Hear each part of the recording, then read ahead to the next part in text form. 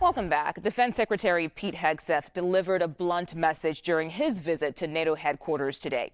He warned U.S. involvement in the war between Ukraine and Russia will change under the Trump administration.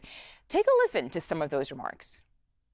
We must start by recognizing that returning to Ukraine's pre-2014 borders is an unrealistic objective. The United States does not believe that NATO membership for Ukraine is a realistic outcome of a negotiated settlement. Instead, any security guarantee must be backed by capable European and non-European troops. If these troops are deployed as peacekeepers to Ukraine at any point, they should be deployed as part of a non-NATO mission, and they should not be covered under Article 5. There also must be robust international oversight of the line of contact. To be clear, as part of any security guarantee, there will not be U.S. troops deployed to Ukraine. The U.S. is prioritizing deterring war with China in the Pacific, recognizing the reality of scarcity and making the resourcing trade-offs to ensure deterrence does not fail. Deterrence cannot fail for all of our sakes. As the United States prioritizes its attention to these threats, European allies must lead from the front. And this just in, President Trump says he held a phone call with President Vladimir Putin this morning. Trump shared a lengthy Truth Social post saying, quote, "We have also agreed to have our respective teams start negotiations immediately, and we will begin by calling President Zelensky of Ukraine to inform him of the conversation, something which I will be doing right now." CBS News senior national security correspondent Charlie D'Agata joins us now for more on this. And Charlie, let's talk about the significance of this call. What are your thoughts here? Hey, Mugo, they're talking. That's the big significant development in this call. I saw the readout on Truth Social. You called it a lengthy and highly productive phone call between both the men. He said that the war in Ukraine, Russia's war with Ukraine, has to end, a war that has cost, in his words, millions of lives. That might be an exaggeration. But either way, both men had agreed that this needed to be ended, and that, again, he will be speaking directly to President Zelensky.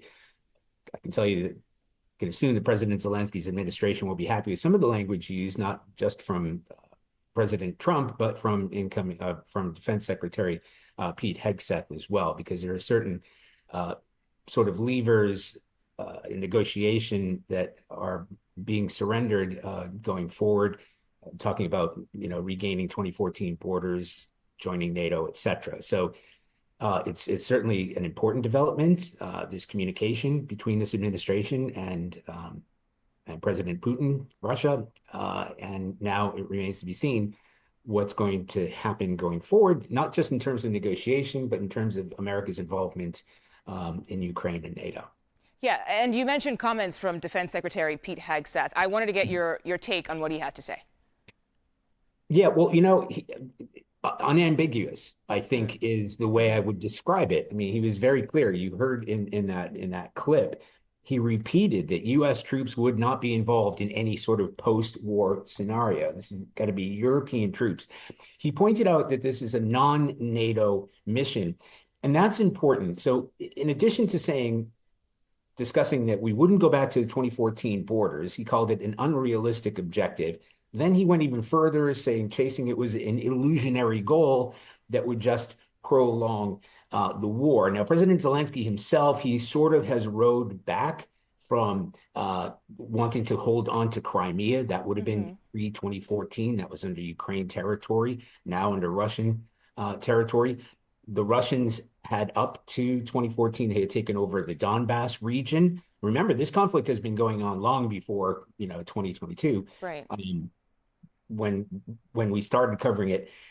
And what the important thing about when he talks about European forces being there in any sort of post-war scenario is that if you engage NATO troops, that means that the United States has a level of responsibility in defending those NATO troops, let alone American forces. It would trigger Article 5, et cetera. And that is why he's sort of laying the groundwork that American forces, he repeated it twice, American forces would not be involved directly inside Ukraine and wouldn't be part of any kind of post-war scenario going forward. Charlie, I want to talk about big picture here. The U.S. follows through on its promise to put more pressure on Europe to lead this cause. Are we seeing a shift in U.S. military priorities? Well, Mugo, in a way, it was to be expected. I don't think there are too many NATO partners that wouldn't have expected this sort of language. The Right. Trump administration and the Biden administration, frankly, have been demanding that NATO European partners do more in their fair share. For instance, it was repeated again by the defense secretary. They need to look closer at sort of 5% of their gross GDP to spend on defenses. This is very much, just look at the map, this is a European issue. Countries like Germany and Poland are already reaching that 5% and then some, and hosting U.S. forces there. But this is very much a message that had been coming out of the Trump campaign even before becoming president and having this administration, that Ukraine should be considered a European issue. Yes, the United States has been supporting Ukraine with billions of dollars of aid and will continue to do so. That has been made clear. But this, in terms of management, is pushing forward to a European issue. I think it's also interesting that in Defense Secretary Hegseth's initial address, yes, he mentioned Ukraine several times and mentioned American support, or maybe a lack of American support in terms of boots on the ground, but never once did he mention President Putin in a conflict that President Putin might be argued began. That is very true. Charlie D'Agata, thank you so much for giving us some insight and context to all of this. Appreciate your time today. Thank you.